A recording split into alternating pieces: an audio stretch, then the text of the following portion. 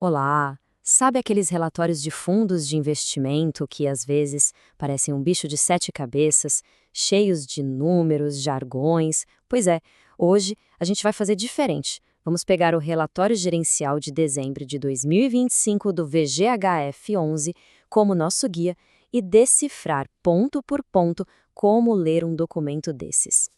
Para começar, o que é esse tal de VGHF11? O próprio relatório já nos dá a resposta. É um fundo focado em investir numa cesta bem diversificada de ativos imobiliários. A melhor forma de pensar nele não é como um único prédio, mas como um portfólio que pode ter de tudo um pouco: títulos de dívida, cotas de outros fundos e até participações diretas em empreendimentos. E aqui está o nosso roteiro. A gente começa pelos números principais de desempenho, depois dá uma espiada dentro do portfólio para entender a estratégia, analisa as jogadas recentes da gestão e, para fechar, equilibra tudo com uma olhada nos riscos e na base de investidores do fundo. Então, vamos direto ao que interessa. O que a maioria quer saber primeiro: como é que o fundo se saiu em dezembro? Quais foram os resultados? O primeiro número que salta aos olhos é o dividendo. Em dezembro, o fundo distribuiu 7 centavos por cota. É aquele rendimento mensal que cai na conta do cotista. Mas, ok, 7 centavos no mês. E como isso fica na foto maior no ano todo? Quando a gente anualiza os dividendos de 2025, chegamos a um rendimento de 12,7%. Esse número nos dá uma perspectiva muito mais clara do poder de geração de renda do fundo ao longo do tempo. Mas a história não para nos dividendos, não. Se somarmos os rendimentos com a valorização da própria cota, o retorno total do fundo em dezembro, quando anualizado, foi impressionante, 27,7%.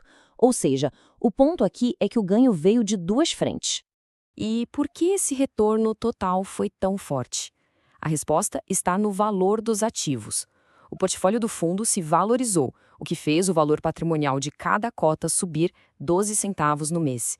E o principal motor por trás desse crescimento foi a valorização da carteira de outros fundos imobiliários que ele possui. Bom, já vimos o quê? Agora vamos entender o como. De onde vêm esses retornos? Qual é a estratégia ou plano de jogo por trás dos números? E aqui está o pulo do gato do fundo. Ele tem uma estratégia dupla. Pense num time de futebol. A carteira renda é a defesa sólida, focada em gerar um fluxo de caixa constante, previsível, com ativos como CRIs. Já a carteira valor, essa é o ataque, buscando a valorização, o gol, ao investir em ativos com maior potencial de crescimento. Este gráfico mostra exatamente onde o dinheiro está.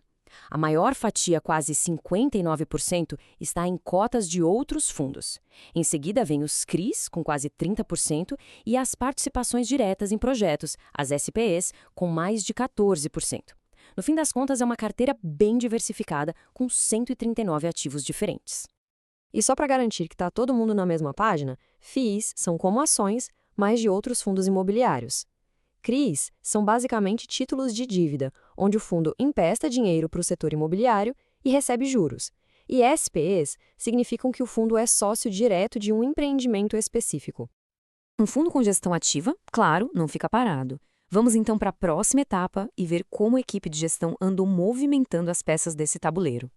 A gestão esteve ativa nas duas frentes. Na carteira de valor, foram investidos mais de 15 milhões de reais, com destaque para a compra do GARE 11.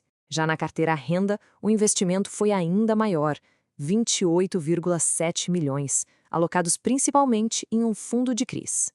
E por que essa compra na carteira renda é tão importante? O relatório explica que é uma jogada estratégica. Ao investir nesse fundo de CRIs, a gestão busca um retorno alavancado.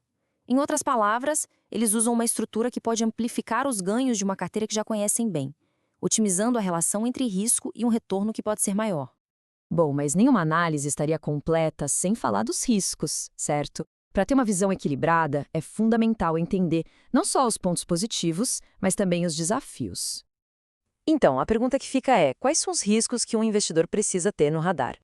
O relatório aborda isso de forma bem transparente, há uma menção direta a um ativo específico, os CRIs da rede Celina, que estão com problemas e, por precaução, o valor contábil deles na carteira foi zerado. No entanto, a gestão coloca isso em contexto. Eles afirmam que, tirando esse caso pontual, o resto da carteira de crédito está adimplente e saudável, sob monitoramento intenso. Isso ajuda a gente a dimensionar o problema. E do lado da confiança do mercado, o fundo mostra força. Ele encerrou dezembro com quase 387 mil cotistas. Uma base de investidores tão grande e crescente é um ótimo sinal de estabilidade e interesse do mercado. Outro ponto importante é a liquidez. Com uma média de quase 3 milhões de reais negociados por dia, isso significa que há um mercado ativo para as cotas. Na prática, isso se traduz na facilidade para o investidor comprar ou vender suas posições quando quiser. Então, vamos resumir. Vimos um desempenho forte em dezembro, entendemos a estratégia dupla de renda e valor, observamos uma carteira diversificada, uma gestão ativa fazendo novas aquisições e, apesar de um risco específico, uma base forte de investidores e alta liquidez. Isso tudo nos deixa com uma reflexão final.